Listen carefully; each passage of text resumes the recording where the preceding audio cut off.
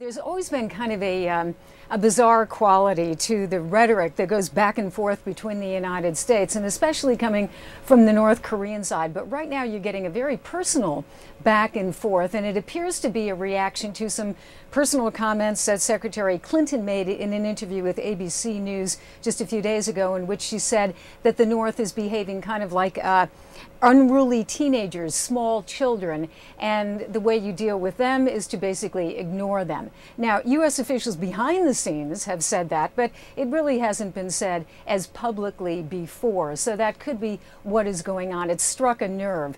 But certainly, Secretary Clinton is making it very clear that there are two things that the United States and she would argue the world community are demanding, and that is that the North return to the talks, the six-party talks, and that they denuclearize. And as she says, there are no half measures. Here's what she said. As we enforce sanctions, we are open to talks with North Korea, but we are not interested in half measures.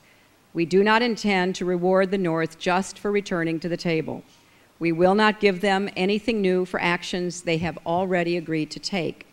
And we have no appetite for pursuing protracted negotiations that will only lead us right back to where we have already been. We and our partners have a more ambitious agenda for any future talks. Such talks must lead to irreversible steps by North Korea to denuclearize. So although we're talking about some heated rhetoric, behind the scenes, it's very serious. And one of the key issues is that UN Resolution 1874. It was passed recently in the United Nations, and it really is clamping down on the North Korea, very heavily. It requires sanctions. Underneath it, it imposes certain things like travel bans on leading figures in the North's nuclear program.